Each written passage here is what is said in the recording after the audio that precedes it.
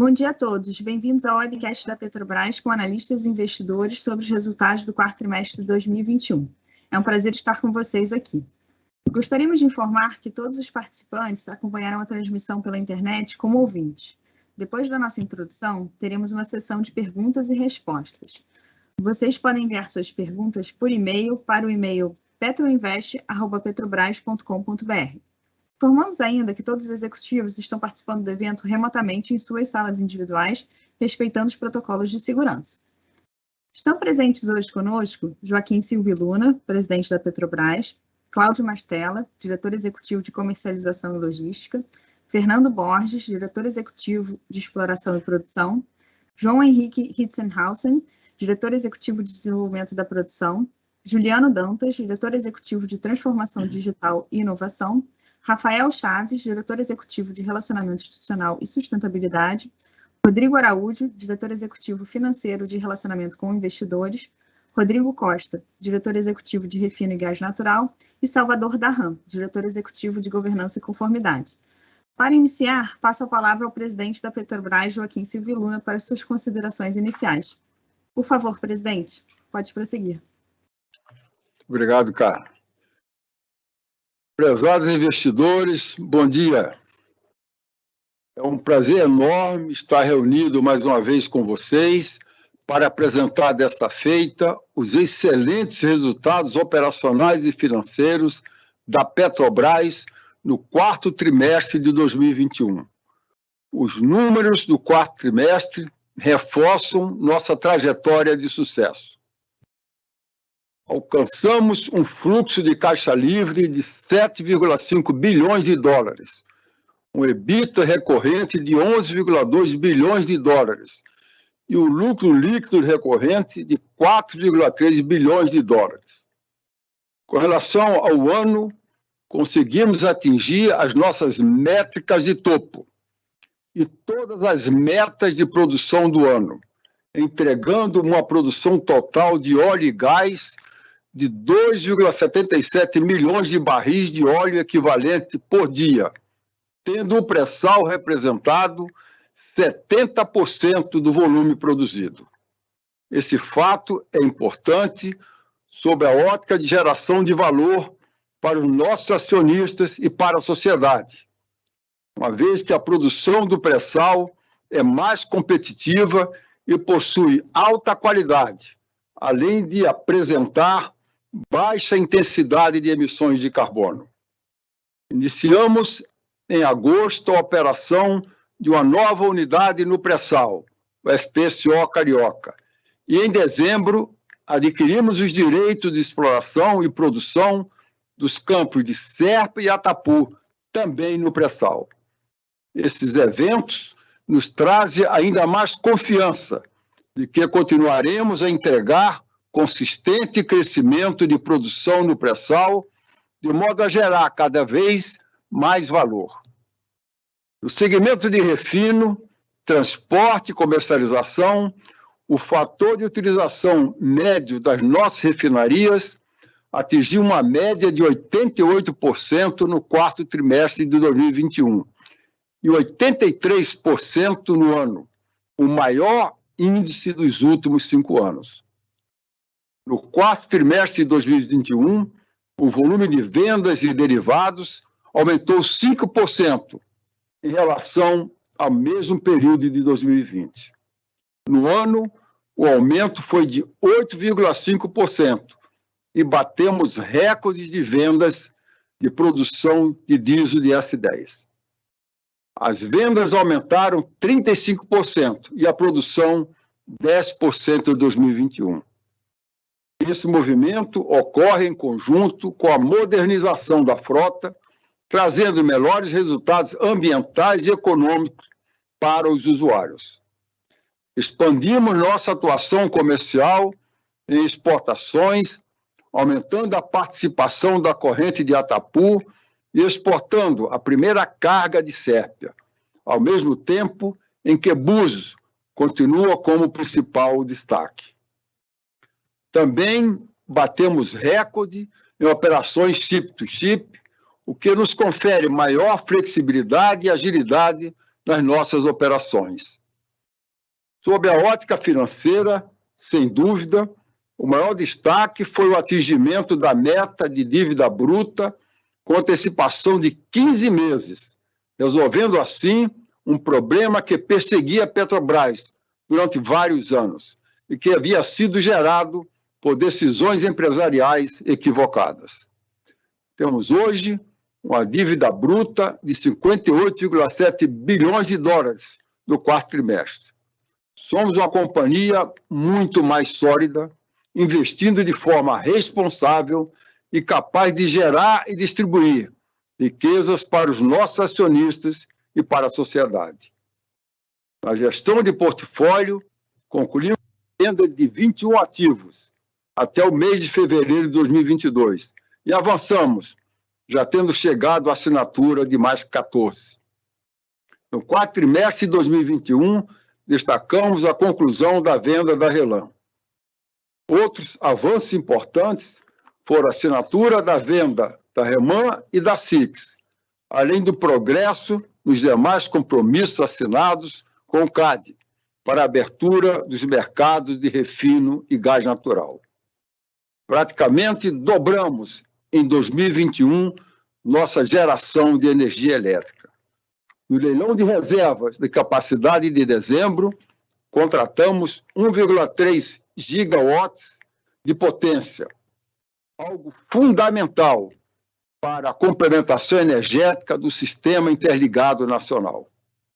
Aumentamos o volume de vendas de gás natural em 25%, com destaque para a oferta de GNL, com um aumento de 188% ante 2020, viabilizado pela ampliação da capacidade do terminal de regasificação da Baía de Guanabara. Outro grande destaque de 2021 foi a consolidação do nosso sistema de integridade e governança. Com o encerramento do acordo com o Departamento de Justiça norte-americano, é possível afirmar que temos um sistema robusto de controle e medidas anticorrupção, que vão além das exigidas pela legislação. Todas essas conquistas são resultado de trabalho árduo e não seriam possíveis sem um pleno engajamento e competência da nossa força de trabalho. Se hoje temos a Petrobras capaz de alcançar resultados consistentes, o que é evidenciado, por exemplo, pela perspectiva de retornar para a sociedade 58% da nossa geração de caixa nos próximos 5 anos.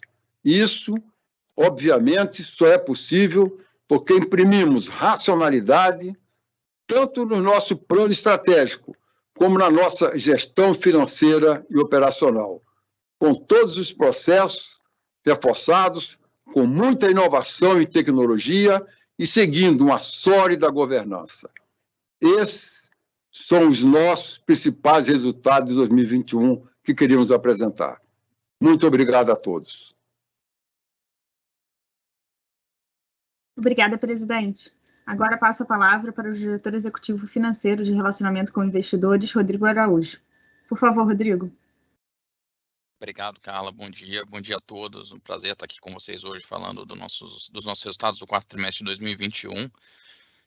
Vamos começar falando um pouquinho sobre as nossas entregas em termos da nossa agenda ESG. Como a gente sempre comenta, a segurança é um valor fundamental para nós e a gente preza pela segurança máxima das nossas operações. A gente trabalha com uma ambição de zero fatalidade. Infelizmente, aí no ano de 2021 nós tivemos 3 fatalidades, mas a gente trabalha para que seja zero. Atingimos a nossa meta de taxa de acidentes registráveis por milhão de homens-hora, que era ficar dentro do limite de 0,7 no ano, ficamos em 0,54, mas a gente segue sempre tentando maximizar aí o nosso respeito à segurança e o nosso zelo pela segurança para que a gente consiga sempre atingir a nossa ambição de não ter nenhuma fatalidade nas nossas operações. Pode passar, por favor. Acho que vale destacar, em termos da nossa contribuição para a sociedade, o presidente falou muito bem, a gente divulgou recentemente o nosso planejamento estratégico e reforçamos aí que cerca de 58% daquilo que a gente gera retorna para a sociedade das mais diversas formas, e no ano de 2021 não foi diferente disso. Temos aí um total de 230 bilhões de reais, basicamente 57% daquilo que a gente gera. E aqui vale destacar, aqui não inclui, aqui a gente está falando em regime de caixa, né? Então aqui não inclui os dividendos adicionais que nós anunciamos ontem, que o retorno para o grupo de controle é da ordem de 13,7 bilhões de reais, que serão pagos em 2022, mas de qualquer forma é um valor bastante expressivo e reforça a importância de uma gestão eficiente, racional, de uma Petrobras sólida, contribuindo aí para a sociedade brasileira. E aproveito aqui para destacar também, nós divulgamos ontem, junto com o nosso pacote de divulgação de demonstrações financeiras, relatório de desempenho, relatório anual, nós divulgamos também o nosso relatório fiscal, que é uma prática aí que a gente adota desde 2019, da competência 2019, acho que é um material que é bastante interessante, traz muitas informações aí detalhadas sobre a importância e a contribuição da Petrobras. Pode passar, por favor.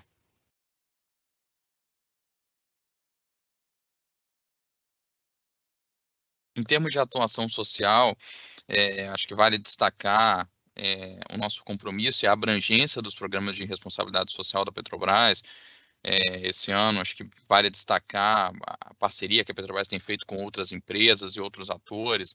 Recentemente fizemos anúncios aí junto com a Fundação Banco do Brasil e com outras empresas da indústria também, num programa de GLP que vai abranger aí um público de mais de 4 milhões de pessoas ao longo do ano de 2022, um investimento de 300 milhões de reais. Também tivemos mais recentemente aí doações importantes para os estados de Minas Gerais e Bahia e também para Petrópolis, dado os eventos que ocorreram nesse ano de 2022, mas o nosso reforço também a continuidade do nosso programa, dos nossos pilares do programa Petrobras Socioambiental, com foco em educação, em desenvolvimento econômico sustentável, oceano e florestas, que são as 4 vertentes aí em que a gente trabalha, um público bastante abrangente sendo atingido, diversas famílias sendo beneficiadas pelos importantes programas de responsabilidade social da Petrobras. Então, reforça também um pouco da nossa atuação e da nossa contribuição. Pode passar, por favor.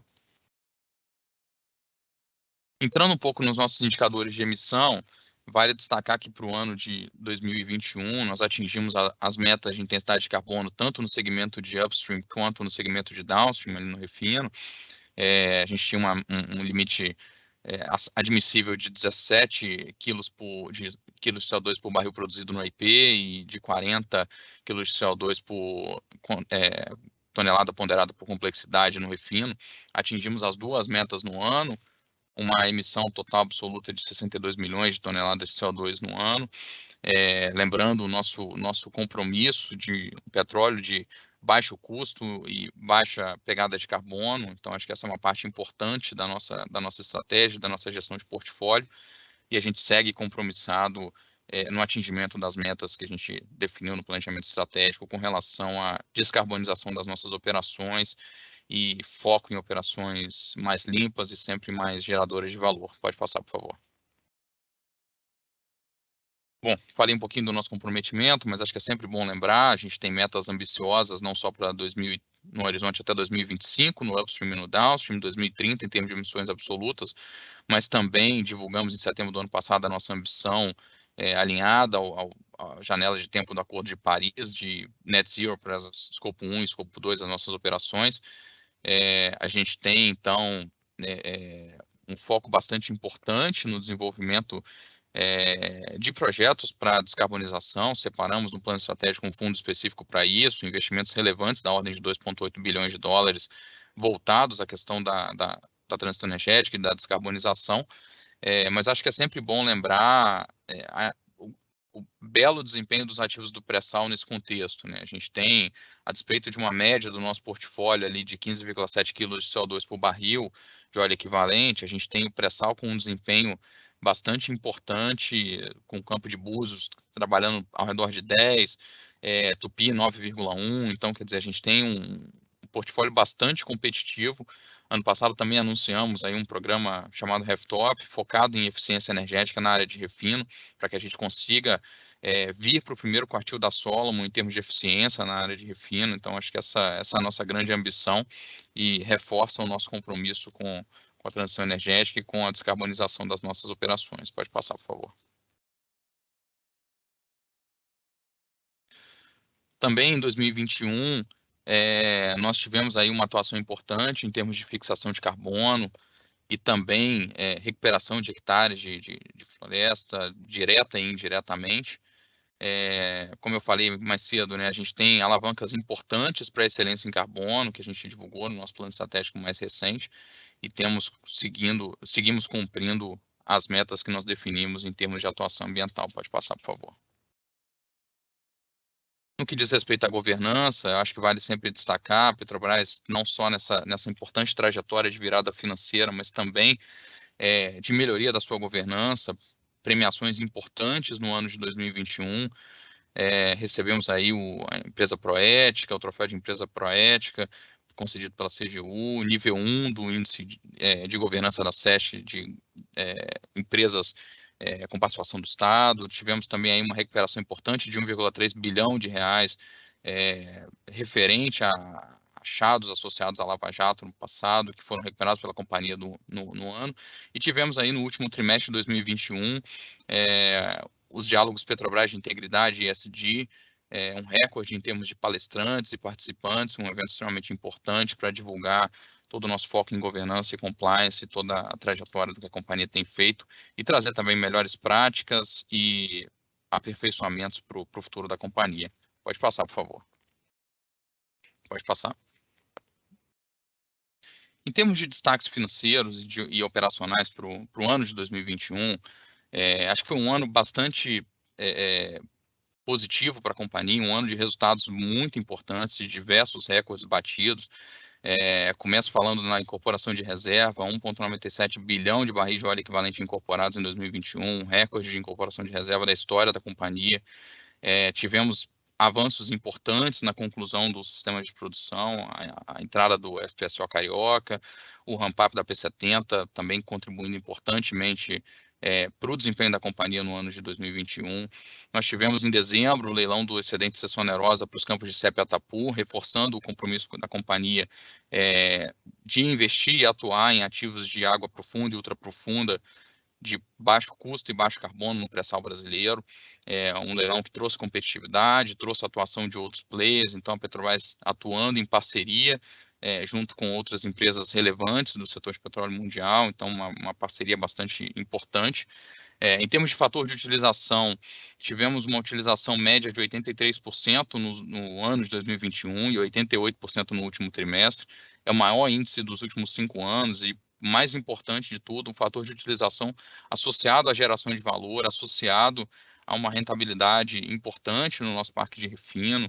E aí eu destaco o que tem acontecido desde 2020, com a entrada da IMO 2020 em relação ao teor de enxofre no óleo combustível, como a Petrobras tem conseguido produzir produtos de baixo teor de enxofre e baixa pegada de carbono, que são cada vez mais competitivos no mercado internacional, e isso reforça a utilização do nosso refino e gera valor com a utilização do nosso parque de refino. Atingimos as metas de produção do ano de 2021 e já vemos aí o pré-sal representando 70% na nossa carteira. Tivemos movimentos importantes de recontratação dos nossos ativos de geração de energia, dos ativos termoelétricos. Vale destacar que no último leilão, em 2021, apenas a receita fixa contratada, ela remunera adequadamente o nosso parque termoelétrico, então garante aí oportunidades de colocação das nossas unidades, especialmente aquelas que a gente tem focado, que são aquelas movidas a gás natural. Conseguimos também avançar na gestão de portfólio de térmicas a diesel e óleo combustível, então acho que é um movimento importante também de gestão de portfólio na área de energia. Tivemos recordes de produção de S10, 38% de aumento nas vendas, 10% de aumento na produção. A gente vem vendo rapidamente o phase-out do S500 e a entrada do S10 com a menor pegada de carbono e capacidade da Petrobras de produzir diesel S10 com eficiência e excelência. E, finalmente, em termos de abertura de mercado, acho que um movimento importantíssimo, o presidente ressaltou no início, o closing da RLAM, já operando aí a partir de 1º de dezembro de 2021 com um novo ator no Brasil. Também tivemos o signing da Reman e da Six dentro do nosso acordo com o CAD. Acho que é um movimento importantíssimo de abertura do mercado. A gente começa a ter outros players atuando em competição com a Petrobras, gerando uma dinâmica diferenciada de concorrência, gerando valor para o mercado de combustíveis no Brasil e forçando também a Petrobras a se adaptar a um novo ambiente de competitividade e melhorar suas estratégias em termos de concorrência. Ganha o setor como um todo, ganha o país e ganha a Petrobras, obviamente. Em termos de realizações tanto financeiras quanto de governança e diversas outras, tivemos aí o atingimento da nossa meta de endividamento bruto de 60 bilhões de dólares com 15 meses de antecedência, fechamos o ano um pouco abaixo desses 60 bilhões de dólares e seguimos aí, como a gente falou durante o plano estratégico, o range ótimo de alavancagem da companhia entre 55 e 65 bilhões de dólares, a gente não espera reduzir a alavancagem da companhia para muito mais que isso, mas sempre vale lembrar uma trajetória aí de uma dívida que chegou a mais de 160 bilhões de dólares há 6 anos atrás, então acho que a gente tem uma trajetória muito sólida de desalavancagem e aí consegue virar a página de desalavancagem da companhia e focar nos seus investimentos relevantes e na distribuição do valor importante que a Petrobras gera, né? Tivemos também elevação da nota de crédito pela Moody's, entradas importantes no ano da gestão de portfólio, obviamente destaque aí para a Relan e para transação envolvendo a BR Distribuidora, né? O nosso follow-on da parcela remanescente que a gente tinha das ações na BR, a atual Vibra. Também cumprimos aí o acordo com o DOJ, então mais um marco de virada importante da companhia, aí não só financeira, mas de compliance também. Retornamos ao índice Dow Jones de sustentabilidade, aprimoramos aí junto com o plano estratégico também a nossa política de dividendos, trazendo mais previsibilidade, trazendo um compromisso sólido da companhia de distribuir aquilo que ela gera. Em termos de resultados anuais, acho que vale destacar, obviamente, a nossa sólida geração de caixa e o fluxo de caixa livre bastante robusto que a companhia gerou no ano de 2021 e finalmente em termos de transparência a companhia mais uma vez aí premiada pela qualidade das suas demonstrações financeiras, acho que é um marco importante não só para a companhia, mas para a credibilidade perante o mercado como um todo. Pode passar, por favor. No que diz respeito ao ambiente externo, acho que vale destacar, a gente teve um ano em que a Petrobras se programou para preços de petróleo muito mais próximos ali de 40, 45 dólares por barril, e o que nós vimos foi um ano de uma média acima de 70 dólares o barril. E aí aqui acho que vale um destaque, a gente já viveu no passado momentos em que o preço de petróleo até superiores a esse em média, e acho que a grande diferença é a companhia preparada e com uma sólida eficiência operacional e robustez para poder, com seus ativos resilientes, capturar valor com cenários que são favoráveis, né? A gente se prepara, a gente não se prepara para um cenário de 70 dólares o barril, a gente se prepara para cenários muito mais desafiadores, como a nossa aprovação de projeto, que envolve um Brent equilíbrio de 35 dólares o barril no longo prazo, mas obviamente a gente precisa estar preparado para gerar valor quando o cenário é mais favorável. Acho que foi isso que a companhia fez no ano de 2021 e teve resultados importantes nesse ano. Em termos de taxa de câmbio média no ano, a gente tem do terceiro para o quarto trimestre uma apreciação de 7%, e no ano um câmbio médio aí apreciando 4,7%, né? Então a apreciação do dólar frente ao real, isso traz algum impacto nas nossas operações, não é uma variação tão relevante como a gente viu, por exemplo, no ano de 2020, mas a gente tem efeito no ano de 2021 também. Pode passar, por favor. Em termos de evolução do EBITDA, da nossa proxy de geração de caixa, a gente tem aí uma redução de 8% no quarto trimestre, especialmente dado o cenário desafiador dos preços de GNL no mercado internacional. A gente consegue capturar uma valorização importante do Brent no trimestre, mas também teve aí impacto de uma concentração de paradas de produção no IP no quarto trimestre, em que a gente tem uma exportação de petróleo menor. Então, a gente tem um trimestre em que a gente acaba tendo um pouco menos de volume chegando no resultado, e isso impactou também o nosso quarto trimestre, mas acho que um destaque aqui também para a questão dos custos de GNL, que tiveram uma alta muito expressiva no quarto trimestre e afetaram o nosso resultado operacional do trimestre. Pode passar, por favor. Na visão por segmento de negócio, como eu comentei, no upstream a gente tem um impacto importante da valorização do Brent, a gente também tem um aumento de spread dos nossos óleos, e aqui acho que destaco também a nossa nossa atuação comercial de marcar nossa carteira de petróleos, não só Tupi, mas também a gente vendo o óleo de Búzios e mais recentemente também de Atapu como correntes de petróleo cada vez mais conhecidas e marcadas no mercado internacional como um óleo de baixa pegada de carbono. Isso favorece a nossa colocação de petróleo, favorece o nosso spread em relação ao Brent, mas tivemos aí efeitos de menor produção, fruto de paradas aí no quarto trimestre. No segmento de RTC, a gente destaca as menores margens de derivados no mercado interno, e também a gente tem um pouco de efeito mix aí no trimestre, um trimestre que historicamente a gente tem uma demanda maior de gasolina, uma demanda menor de diesel, então isso também afeta o nosso trimestre. E quando a gente olha o resultado sem ser a custo de reposição, a gente tem um efeito positivo ali do giro dos estoques contribuindo para o quarto trimestre também. No segmento de gás e energia, eu já tinha comentado, a gente tem um aumento de custo decorrente do aumento dos custos de GNL no mercado internacional.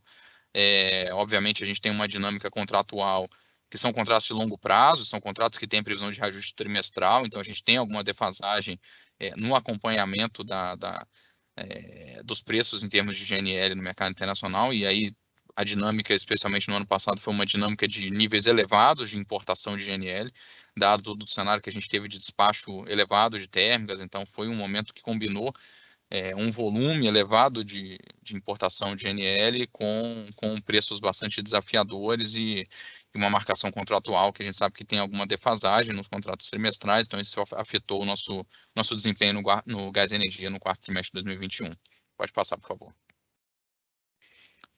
Olhando para a nossa geração de caixa, acho que vale destacar mais um trimestre importante de geração de caixa operacional, um fluxo de caixa operacional de 37,8 bilhões de dólares, que resultou num fluxo de caixa livre de 31,5 bilhões de dólares também.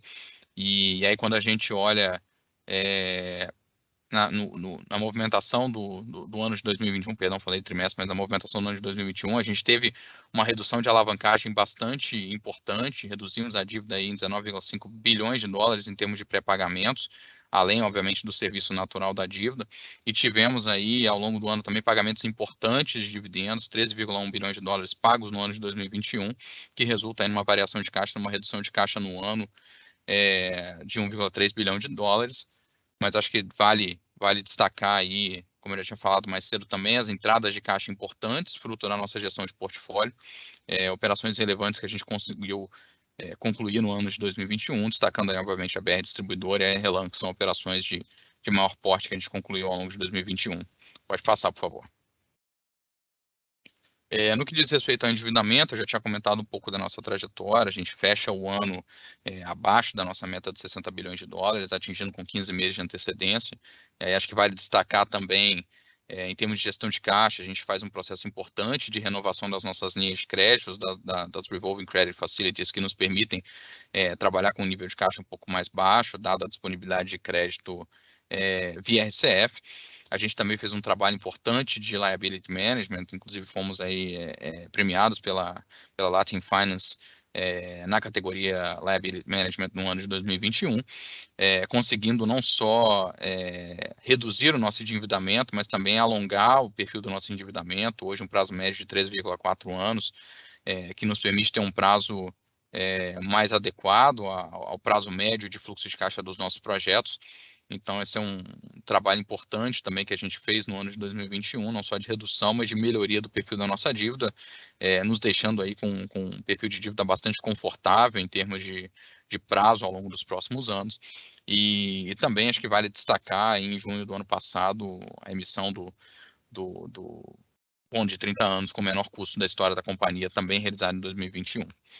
Com relação à gestão de portfólio, o presidente já comentado no início, a gente teve assinaturas e fechamentos bastante relevantes aí ao longo do ano. Não vou passar aqui por todos, mas acho que vale destacar principalmente o importante movimento que a gente fez, não só no TCC do Refino, mas também do gás natural, operações importantes avançando aí também ao longo do ano. E, como eu falei mais cedo, também a gente tendo o follow-on bem sucedido aí da BR Distribuidora ao longo do ano, que eu acho que foi um destaque relevante. A gente conseguiu também no upstream avançar na nossa estratégia de focar em ativos de água profunda e ultraprofunda. Então conseguimos entregar aí os investimentos relevantes de ativos de terra e águas rasas, que contribuíram aí também para a nossa gestão de portfólio ao longo do ano. Acho que em termos de gestão de portfólio foi um ano bastante bem sucedido, com entrada de caixa da ordem de 5,6 bilhões de dólares e assinaturas da ordem de 6,8 bilhões de dólares ao longo do ano de 21. Pode passar, por favor. Em termos de resultado, a gente teve um resultado, um lucro líquido recorrente 28% superior aí no quarto trimestre, 4,3 bilhões de dólares, e o nosso resultado líquido aí de 5,6 bilhões de dólares no quarto trimestre, bastante em linha ali com o resultado do terceiro trimestre.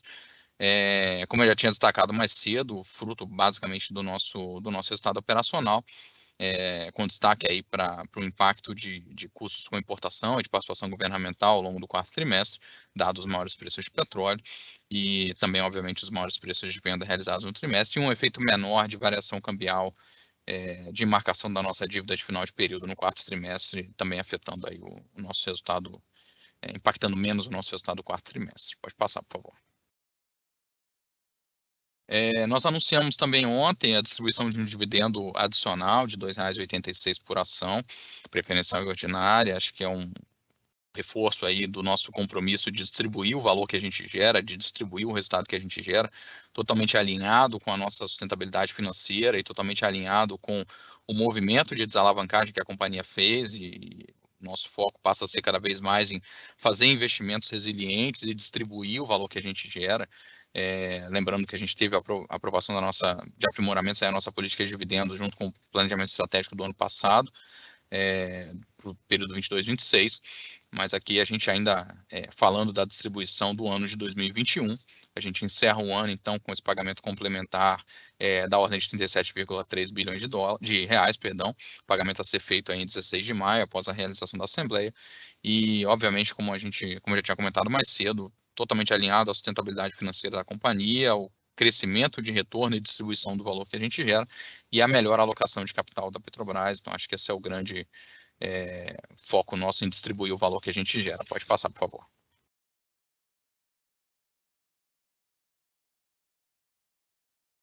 E, finalmente, acho que vale destacar, falei bastante hoje da nossa agenda ESG, falei também do nosso relatório fiscal que saiu ontem, mas acho que é bem importante destacar que nós fizemos aí o lançamento também ontem do nosso caderno de mudança do clima, tratando a nossa gestão de mudança climática, dando mais transparência da nossa estratégia em termos de transição energética, da resiliência do nosso portfólio, então mostrando um pouco da nossa atuação, e acho que aqui fica um convite. Nós vamos fazer um webinar no dia 14 de março, vamos colocar ainda no nosso site Relação com Investidores, mas aqui já ficam todos convidados para acompanhar o nosso webinar, que vai ser conduzido pelo nosso diretor Rafael Chaves, a respeito do caderno de mudança do clima e a respeito da estratégia de transição energética da Petrobras. Eu acho que é bastante importante e mostra um pouco do excelente trabalho que a gente tem feito nessa frente.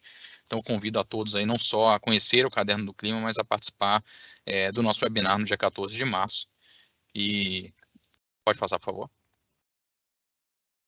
E, finalmente, acho que só para pontuar aqui, eu já tinha falado do nosso relatório fiscal, mas acho que vale trazer também um último ponto no nosso relatório de administração.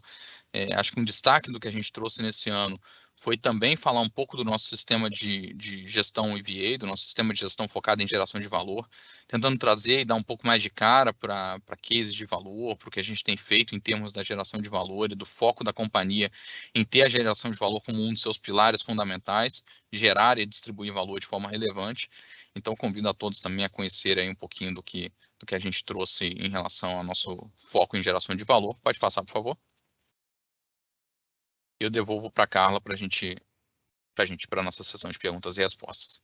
Obrigado a todos. Bom dia. Muito obrigada, Rodrigo. Vamos, então, iniciar a sessão de perguntas e respostas. E a primeira pergunta que recebemos foi do Luiz Carvalho, com o UBS. A primeira pergunta do Luiz ela é dividida em algumas partes. Vou começar aqui. Agora, após 3 meses da conclusão da venda da RLAM, o que muda ou tem mudado para a Petrobras no sentido de abertura do mercado de refino no país? Com relação às refinarias que continuam, a Petrobras historicamente tratou as distribuidoras comercialmente e contratualmente de forma similar, independente do tamanho e relevância.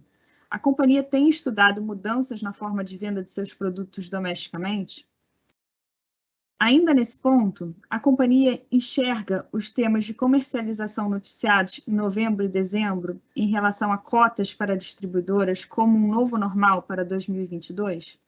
Essas partes, então, seriam para o Mastella e a parte final para o Rodrigo Araújo.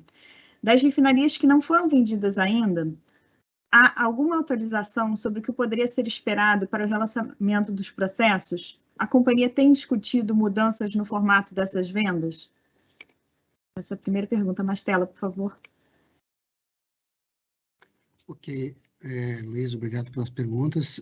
Vou tentar não me perder nas suas, pelo menos 3 perguntas que eu peguei, 3 sessões que eu peguei aqui. A primeira, com relação à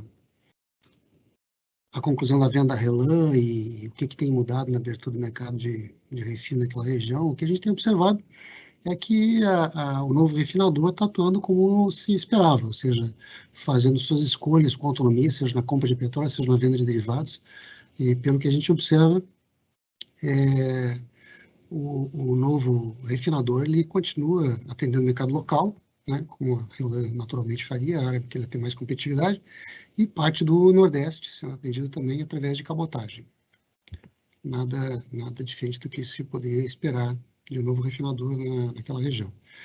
A segunda pergunta que você fez com relação ao tratamento similar dos nossos clientes, né, e sobre a possibilidade da gente avaliar mudanças na forma de venda para os diversos clientes, é muito interessante a pergunta, e a resposta é sim, né, a gente tem sim avaliado isso. Nossos novos contratos, os principais, os maiores contratos, eles já possuem embutido neles cláusulas que permitem a gente ter operações comerciais flexíveis e adaptáveis às necessidades de cada cliente. É natural que a diferenciação, o nível de flexibilidade, a adaptação desses diversos contratos vai evoluir de acordo com a evolução da própria condição de competição do mercado brasileiro, assim como a evolução da regulação no Brasil. Com relação à terceira, você perguntou sobre comercialização em novembro e dezembro em relação a cotas para distribuidoras, sendo um novo normal. Bom, eu não posso falar pelas distribuidoras, né? Mas o que eu posso comentar é que a demanda continua robusta, ou seja, o que aconteceu em novembro e dezembro se repetiu basicamente em janeiro e fevereiro, né? E o nosso comportamento segue basicamente o mesmo. A gente segue atendendo nossos compromissos contratuais com os nossos clientes, tá? E compartilha o papel e a responsabilidade de atender o conjunto do mercado com os demais agentes que já atuam no Brasil há diversos anos. Então, com relação a isso, nada de novo. Obrigado. E, bom, Luiz, em relação a... Bom dia, Luiz, obrigado pela pergunta, né? Acho que em relação aí à última pergunta dos ativos em que a gente não concluiu, as vendas de refino, acho que vale destacar que a gente segue no processo, tanto com relação à Lubinor quanto com relação à Regap, né? A gente segue no processo de negociação em relação a esses 2 ativos. E no que diz respeito a Refap, Repar e Renest, que foram os 2 ativos que a nossa primeira tentativa não foi bem sucedida, a gente tem conversado com o CAD e também prospectado o mercado e falado com os potenciais compradores a respeito de timing do relançamento, qual o melhor timing para o relançamento dos processos. E, enfim, a gente espera evoluir ainda ao longo de 2022 com relação ao melhor momento para relançar as operações. Acho que é isso que a gente tem hoje de atualização. Obrigado pela pergunta. Obrigada, Mastella. Obrigada, Rodrigo. A segunda pergunta do Luiz é para o Rafael Chaves. A companhia deu uma importante indicação de preocupação com questões ambientais e de transição energética no seu último plano estratégico, com a introdução de novos instrumentos de governança para analisar um potencial diversificação para além do petróleo e derivados. A companhia pode dar uma atualização de como esses primeiros meses têm evoluído e do tipo de oportunidade que tem sido considerada? Há alguma limitação no escopo do que pode ser analisado nesse sentido? Projetos de eólica offshore, biorefino, hidrogênio, entre outros, estão sendo considerados? Bom dia, Luiz. Obrigado pela pergunta. Uma pergunta, acho que inteligente. As oportunidades que vão ser consideradas pela Petrobras vão ser aquelas que têm aderência à vocação da Petrobras. Eu acho que isso é uma forma também de limitar quais projetos que nós vamos analisar, né? Então, pensando assim, qual é a vocação da Petrobras, né? Tem que ter um autoconhecimento, né, para depois ver o que a gente vai fazer. Então, a Petrobras é uma empresa muito bem controlada, com uma governança centralizada e que tem uma história de sucesso em projetos que são intensivos em desafio tecnológico, intensivo em capital, intensivo em riscos, intensivo em processamento de informação submarina, intensivo em processamento industrial em terra. Eu tive o privilégio aí de ajudar na coordenação dos 3 últimos planos estratégicos e eu posso dizer, Luiz, que esses planos têm muita discussão com a diretoria executiva e com o conselho de administração. Então, foi demandado que no próximo plano seja aí avaliada a possibilidade de um segundo motor de geração de valor para a empresa. E nesse processo, se você conversar com altos executivos isoladamente, você vai notar que existem determinadas preferências, né? Vai ter um diretor que acha que talvez não tenha que ter o segundo motor e persistir na estratégia de um petróleo de baixo carbono e de baixo custo de extração. Vai ter um outro diretor ou um conselheiro que prefere a nuclear ou hidrogênio, ou geotermia, mineração submarina, eólica, solar. E o que a gente está fazendo aí dentro dessa governança para chegar a alguma conclusão? A gente está com um grupo multidisciplinar olhando todas essas possibilidades. Então, tem um time de engenheiros, tem um time da comercial, tem o time de finanças com um olhar pragmático, tem o time do Sempre com um olhar otimista com relação à inovação, tem o nosso time de clima que avalia impactos em emissão, o time da estratégia para ver como é que isso tem sinergia com o nosso portfólio. Então, só depois desse olhar multidisciplinar e muito debate, eu acho que a gente vai ter maturidade para concluir sobre ter ou não um segundo motor e, se for ter, qual que seria esse segundo motor de geração de valor. Então, eu aguardaria aí até o final do ano, aí no próximo plano estratégico, é o locus natural de discussão com a diretoria e com os conselheiros de qual que seria uma eventual adição na estratégia da Petrobras de um segundo motor. Com relação ao biorefino, ele já está sendo executado, né? A gente considera que essa não é uma estratégia de segundo motor, é uma estratégia de dar vida longa ao petróleo com uma menor emissão de escopo 3 em terra, né? O país extremamente dependente do modal rodoviário, é importante do ponto de vista econômico e social o modal rodoviário, então a gente vê o Brasil com o consumo aí em longo prazo, baseado em combustível fóssil combinado com combustível renovável, que é inclusive a indicação de política pública que a gente observa aí do Ministério de Minas e Energia. Mas obrigado aí pela pergunta.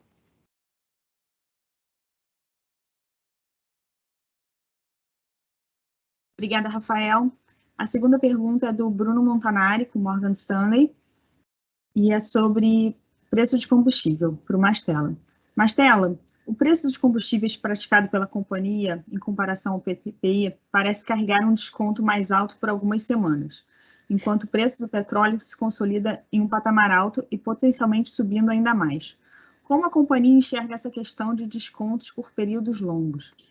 No quarto trimestre, apesar da Petrobras ter tentado reduzir a volatilidade do repasse dos preços para o consumidor final, parte das distribuidoras acabou importando e repassando de qualquer forma o aumento do preço para o consumidor final.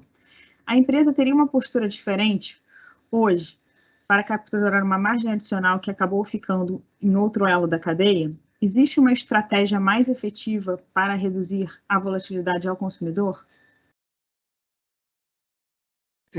Obrigado, Bruno, pela tua pergunta. Você está traçando um quadro bem amplo aí, bem interessante do que está acontecendo hoje no Brasil, né? Na verdade, um mercado que está amadurecendo ao longo do tempo, né? Então, uma coisa importante de se colocar aqui é que o comportamento dos outros atores, né, que estão compartilhando o atendimento do mercado brasileiro com a Petrobras, é a escolha de cada um deles. Cada um tem a sua lógica, a sua estratégia de precificação e faz parte do jogo competitivo. A Petrobras, né, segue, né, praticando preços que a gente julga competitivos em equilíbrio com o mercado internacional, mas evitando repassar a volatilidade, né, para o mercado interno. Esse equilíbrio, né, natural entre o preço interno e o preço internacional é que garante, né, atendimento ao mercado interno em bases econômicas, sem risco de desabastecimento, pelos diversos atores, sejam refinadores, sejam produtores nacionais, sejam importadores ou distribuidores. Com relação à defasagem de preço, né, o que a gente tem observado nos últimos tempos, né? Em função de diversas tensões geopolíticas, né, a gente tem observado elevação nas últimas semanas nos preços, e, em paralelo, o dólar se desvalorizando, né? Ou seja, com esses dois movimentos em contraposição, a gente pôde manter, na verdade, nossos preços. Estamos mantendo de gasolina e diesel desde 12 de janeiro os preços inalterados, né? O momento atual, falando de hoje em particular, né, naturalmente trouxe uma volatilidade muito mais elevada para os mercados, que a gente ainda está observando, tá? Com relação aos preços ao consumidor, tenho um longo caminho entre o preço do importador, ou o preço do refinador, até o consumidor final. É preciso que a gente entenda como é que funciona essa chegada do preço até o final, né? Ou seja, os consumidores, eles consomem no posto revendedor, no posto de serviço. Esse posto de serviço ele recebe de uma distribuidora, né, que compra derivado, por sua vez, seja da Petrobras, ou seja, de um outro fornecedor, um outro refinador ou um importador. No caso da gasolina, por exemplo, a Petrobras vende a uma parcela equivalente a R$ 2,37 por litro, né, que é a nossa parcela. A partir daí, até chegar ao consumidor final, a gente ainda tem todas as parcelas de custos e margens de distribuição e revenda, os tributos federais e estaduais, as parcelas de biocombustível, no caso da gasolina, 27% de etanol, que tem outra dinâmica de preço e de formação e de lógica de dinâmica de equilíbrio com mercados internacionais, inclusive, né? Até chegar à ponta. Cada um desses agentes, né, tem liberdade de precificação e cada parcela tem sua dinâmica de formação, o que faz com que o preço, no final, tenha uma dinâmica, muitas vezes, bem diferente da dinâmica de preço na porta da refinaria ou na porta do importador. Isso precisa ser bem entendido por todo mundo e é muito, muito relevante. Obrigado. Obrigada, Mastella. A segunda pergunta do Bruno Montanari é para o Rodrigo Araújo. Rodrigo, em linha com o pré-pagamento da dívida da Petros, anunciado recentemente, a companhia poderia aproveitar esse excesso de caixa que possui hoje para saldar outras contingências, tanto on-balance como off-balance, e reduzir esse potencial risco futuro de maneira vantajosa, ou seja, com descontos relevantes em comparação aos pleitos brutos? Ô Bruno, obrigado pela pergunta, bom dia, acho que a pergunta é excelente, a gente com certeza monitora isso o tempo todo, tá? Assim, a gente olha, quando a gente, né, comentei mais cedo um pouquinho sobre liability management, mas a gente faz liability management de uma perspectiva mais ampla, né? A gente olha não só dívida financeira e arrendamentos, mas a gente olha também contenciosos, a gente olha também a própria questão atuarial, como você citou bem do pré-pagamento que a gente fez recentemente da Petros, tentando identificar dívidas aí mais caras que eventualmente a gente pode reduzir, como foi o caso da Petros, uma dívida que é substancialmente mais cara do que o nosso portfólio de dívida financeira. E, por outro lado, também a questão da mitigação de risco através de contenciosos, tá? Então, acho que a gente é bastante ativo com relação a isso. Obviamente, qualquer processo de encerramento via acordo, etc., são processos que são mais demorados, né? Não são processos tão céleres e dependem das condições de momento, mas com certeza a gente monitora isso o tempo todo e nossa ideia como você colocou muito bem, é capturar essas oportunidades e ser ativo nesse tipo de coisa para capturar oportunidades de mitigação de risco também. Eu comentei mais cedo sobre o nosso range ali de dívida ótima entre 55 e 65 bilhões de dólares, e aí obviamente estou falando basicamente de dívida financeira e arrendamentos, mas com certeza a gente está sempre olhando para oportunidades de liquidar outros passivos ou mais caros, eventualmente não necessariamente financeiro e arrendamento, e também de mitigar risco. Obrigado pela pergunta.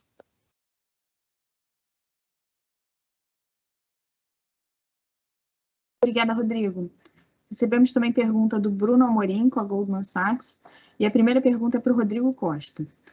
Rodrigo, a utilização da capacidade de refino da empresa está abaixo das máximas históricas, mas subiu ao longo de 2021. Seria possível esclarecer a estratégia da empresa quanto a volume e utilização de capacidade instalada no refino? O PIB e o consumo de combustível não deve crescer esse ano. Nesse cenário, vocês pretendem aumentar a produção e ganhar participação de mercado com relação aos importadores e terceiros, às importações de terceiros? Bruno, bom dia.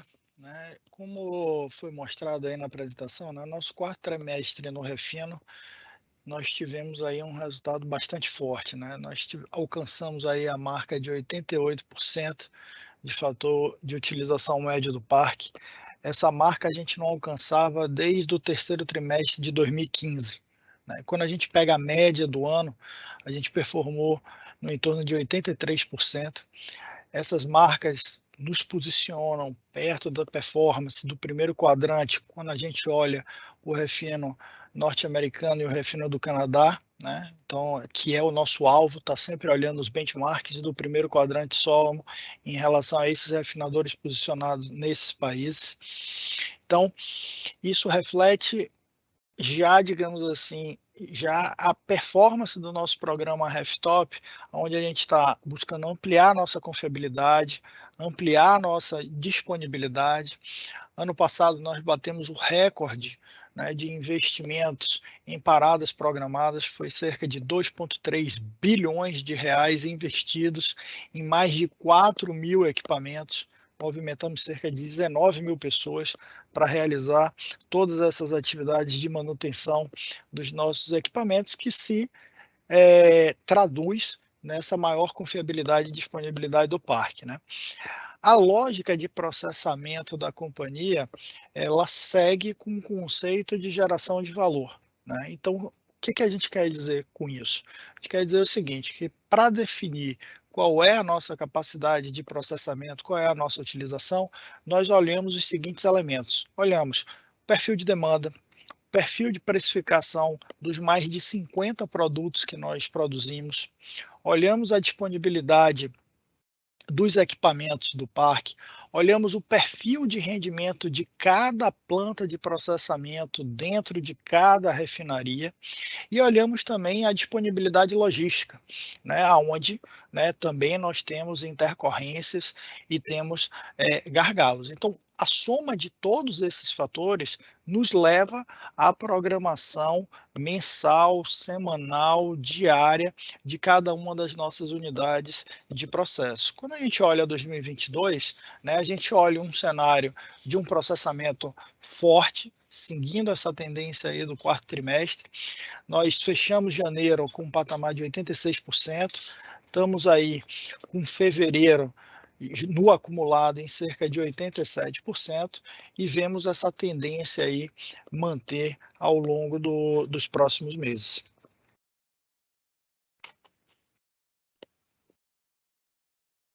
Obrigada, Rodrigo. A segunda pergunta do Bruno Amorim é para o Rodrigo Araújo. Seria possível esclarecer como a empresa fará o cálculo do dividendo a cada trimestre? Vai ser basicamente uma função da posição de caixa no dia do anúncio do dividendo? A empresa pode pagar dividendo referente ao fluxo de caixa livre gerado nos trimestres seguintes, quando houver uma boa previsibilidade? Ou a empresa vai pagar apenas o dividendo referente ao trimestre anterior? Obrigado, Bruno, pela pergunta.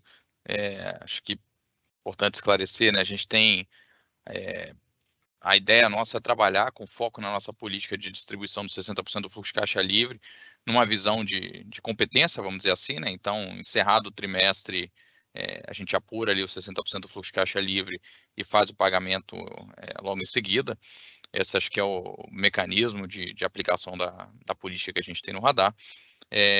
Com relação à questão de geração de fluxo de caixa prospectiva, de posição de caixa, obviamente a gente leva isso em conta para a questão da sustentabilidade financeira, né, que acho que no momento com a posição atual, acho que a gente está bem confortável com relação a isso, e acho que a distribuição que a gente anunciou ontem reforça um pouco disso. Então esse acho que é o que é o nosso compromisso. Obviamente, a nossa preocupação para 2022 já começar o ano, obviamente, cumprindo a nossa política, que foi publicada junto com o último plano estratégico. É claro que ao longo do ano, a depender da situação de caixa, e a gente tem também entradas de caixa vindo da nossa gestão de portfólio que são mais espaçadas, né? Acontece ao longo do ano, não tem uma periodicidade definida ali ou fixa para acontecer. A gente vai avaliar também isso, eventualmente, a depender do cenário, mais para o final do ano, avaliar alguma distribuição extraordinária.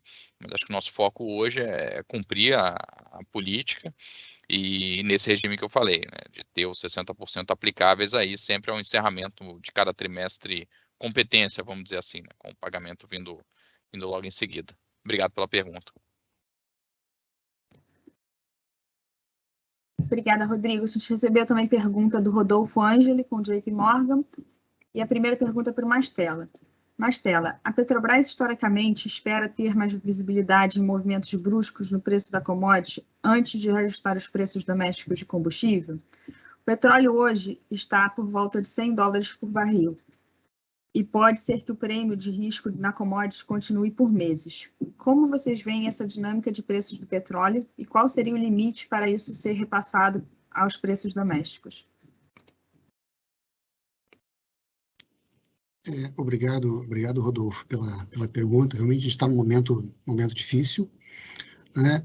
O mercado já vinha de volatilidade alta, como eu comentei agora há pouco, tá? E os últimos eventos, o evento de ontem e hoje, principalmente, geraram, na verdade, um pico de volatilidade. A gente está num momento de extrema incerteza. Na verdade, a gente precisa continuar observando um bocadinho, tá? Eu não tenho uma resposta fácil para dar para você, nem simples nesse momento, tá? O fato é que a gente deve continuar observando o mercado por mais algum tempo, tá? E observar também, em paralelo, a evolução do câmbio no Brasil, que vinha, nas últimas semanas, como eu comentei há pouco, tendo um comportamento em contraposição à evolução das cotações de petróleo e derivados. No caso particular agora, o último movimento de até ontem, pelo menos, né, foi de uma subida mais forte do petróleo do que de derivados. Isso a gente tem que continuar observando. Obrigado.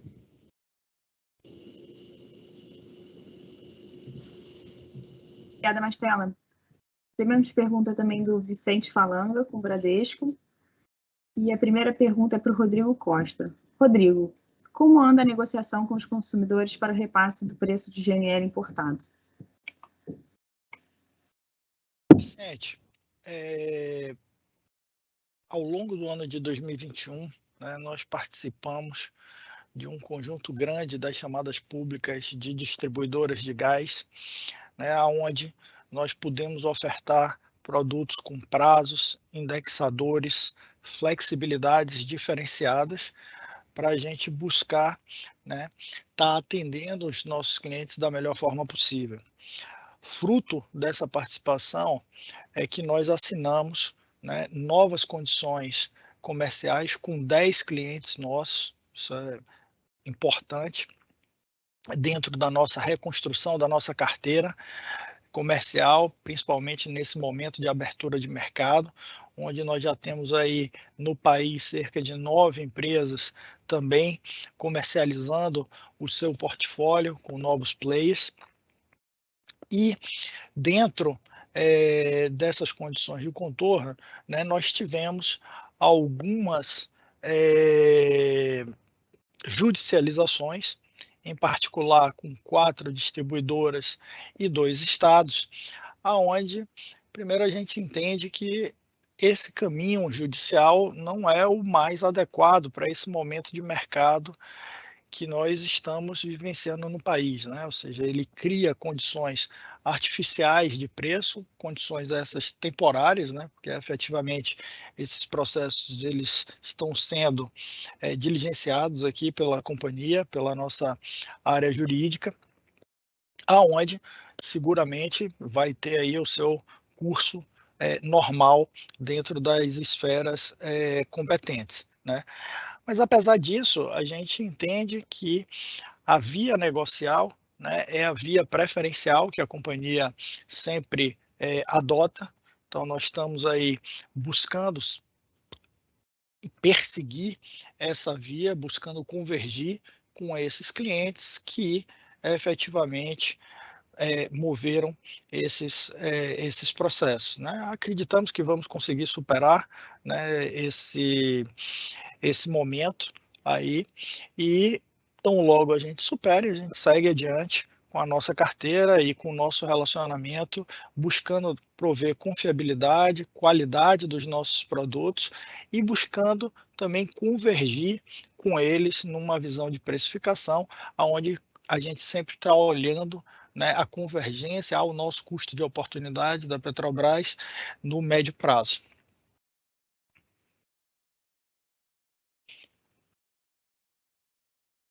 Rodrigo, a próxima pergunta do Vicente é para o Fernando Borges.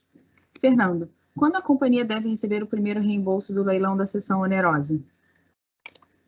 Bom, Vicente, imagino que você esteja falando aí de CEP e Atapu. A nossa expectativa é para recebimento em abril. No caso de Atapu, a gente já tem negociado a data de 15 de abril. No caso de CEP, né, estamos ainda em negociação com sócios, porém, né, a gente tem via edital a data limite de assinatura do acordo de coparticipação estabelecida para 29 de abril. Então, a nossa expectativa é que todos esses valores sejam recebidos ainda dentro do mês de abril. Obrigada, Fernando. As próximas perguntas são do Regis Cardoso, com Credit Suisse. E a primeira pergunta é para você também, Fernando, sobre a opção de compra da Senuc em Búzios. Qual a expectativa da data de fechamento da transação da opção de compra do stake de 5% em Búzios pela Senuc? Quais são as condições precedentes para o fechamento? Bom, a nossa expectativa para esse fechamento com a Senuc é ir a partir do segundo trimestre deste ano, né, e as condições precedentes são as aprovações pelo CAD, ANP e Ministério de Minas e Energia.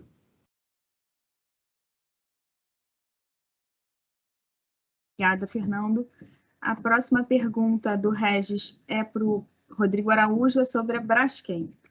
Qual a visão da companhia acerca da possibilidade de desinvestimento das ações preferenciais da Braskem ainda em 2022? E a respeito do desinvestimento das ações ordinárias? Obrigado, Regis, pela pergunta. Bom, a gente segue, vocês acompanharam, né? A gente fez uma tentativa de realizar a operação agora em fevereiro em relação às ações preferenciais. Acho que o ambiente de mercado bastante desafiador, aí foi algo que trouxe dificuldades para a realização da oferta.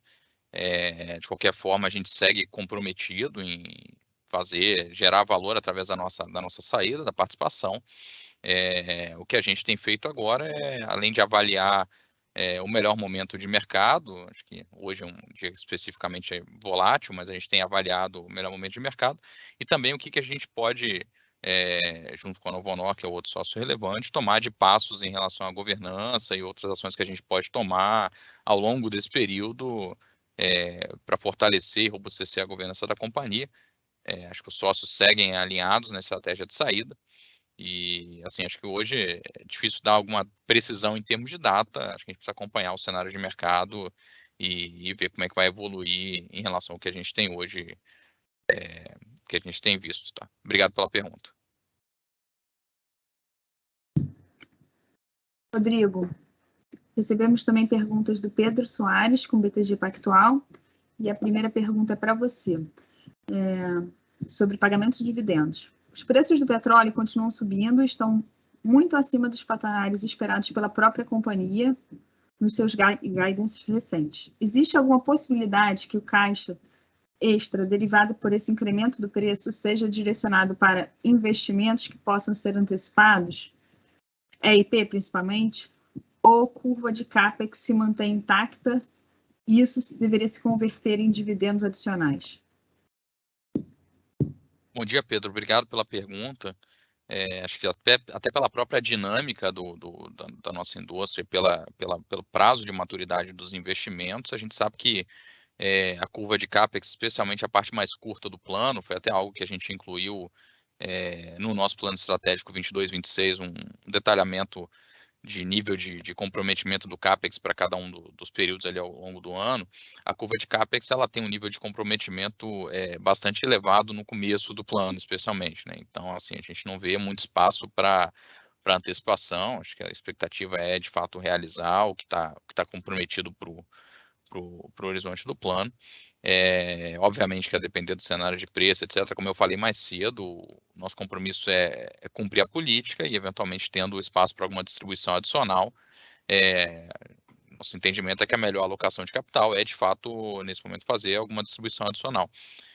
Mas vou passar, com relação ao CAPEX, vou passar para o João Henrique para ele complementar também, por favor.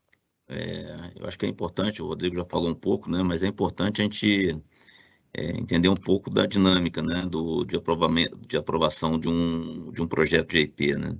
A gente tem uma fase de estudos, né, que a gente não pode atropelar essa fase de estudos pelo grande risco que a gente tem atropelando essa fase do insucesso, e depois a gente entra numa fase de um grande projeto do caminho crítico, que é a construção do FPCO, né, que a gente tem cerca aí de 4 anos aí para construção de um FPCO, 3 a 4 anos. E isso impede que a gente tenha um planejamento de aumento de produção vinculado ao preço do petróleo de hoje.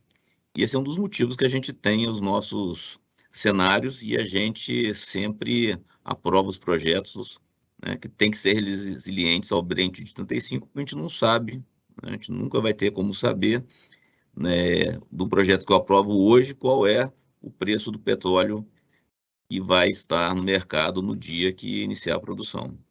Então, a gente tem a influência do preço do petróleo, ela acontece mais quando eu tenho um projeto complementar num campo em produção. Se eu vou colocar um poço a mais, seria nesse caso que a gente teria alguma flexibilidade, mas isso tem um impacto muito pequeno na curva de produção total da companhia.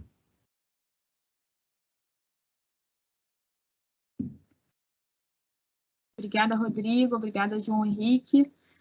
E a última pergunta que a gente recebeu aqui do BTG Pactual é para o Rodrigo Costa. Rodrigo, minha última pergunta se refere ao segmento de refino.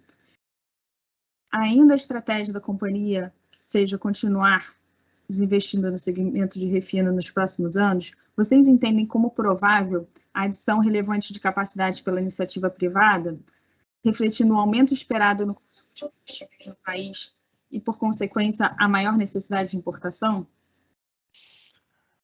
Pedro, aqui com relação à sua pergunta, eu vou aproveitar para colocar o que está no planejamento estratégico da Petrobras, que nós estamos seguindo ele de forma bem disciplinada, né?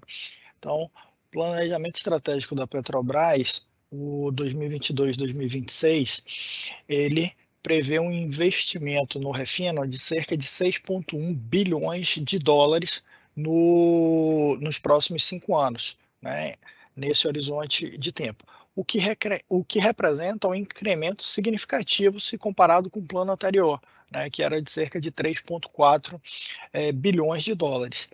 Esses 6,1 bilhões de dólares que nós estamos investindo, né, ou seja, já é uma realidade, nós estamos ampliando em cerca de 220 mil barris por dia de capacidade de hidrotratamento, aqui destaques, né, para Replan, Reduc e Revap, 160 mil barris por dia de conversão, aqui o destaque, né, para as novas unidades de conversão na integração Reduc Gaslub, nova unidade de hidrocraqueamento, de hidrotratamento e uma unidade de lubrificantes avançados, e 130 mil barris por dia de destilação, e aqui o destaque, a busca pela conclusão do Trem 2 da Renest, né, a implementação da S-Nox e o revamp do Trem 1. Então, é um plano bastante agressivo, uma expansão que nós entendemos que agrega bastante valor à companhia, ao mercado, aos nossos clientes, naquela lógica que eu comentei em relação a um processamento de refino que gera valor. E também, né, como o Rafael destacou, o biorefino já é uma realidade na companhia. No plano, a gente está com um investimento previsto de 600 milhões de dólares. E aí, daí essa realidade, quando a gente fala que ela já ocorre, é que na Repar, né, nós estamos aí agora já num teste né, com a Vibra, né, que é a nossa parceira na distribuição, e a Aviação Redentor, em Curitiba, já vendo a performance do diesel R5. E aí daí vemos aí o avanço significativo do coprocessamento na REPAR, e vamos seguir avançando, né, na refinaria de Cubatão e na refinaria de Paulínia. Então, esses são assim, ações, projetos e execuções bastante concretas que a Petrobras está realizando. E com relação à dinâmica que você perguntou em relação aos outros atores, com relação à Petrobras, o que nós estamos fazendo é seguindo os nossos compromissos que nós assumimos com o CAD, que isso vai se reverter, como o Mastella também já comentou, né, numa dinâmica mais competitiva e mais concorrencial no mercado de refino no Brasil.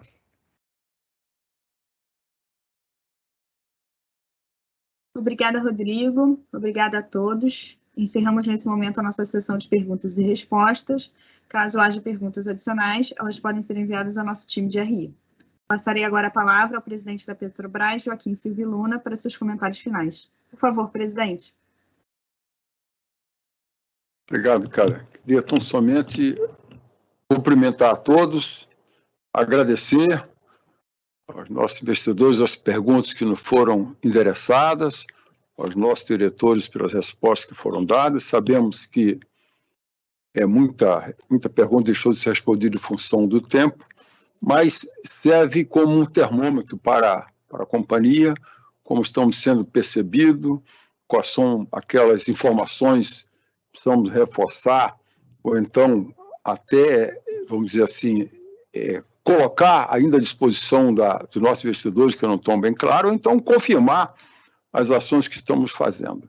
Então, agradecemos a todos pela participação e ficamos à disposição nas outras oportunidades. Seguimos conduzindo a nossa Petrobras com segurança, com tranquilidade, com equilíbrio, seguindo um planejamento estratégico bastante sólido, disciplina de capital, de investimento, tudo aquilo que os nossos diretores já afirmaram e que as senhoras e senhores bem conhecem. Muito obrigado pela participação. Um bom dia a todos.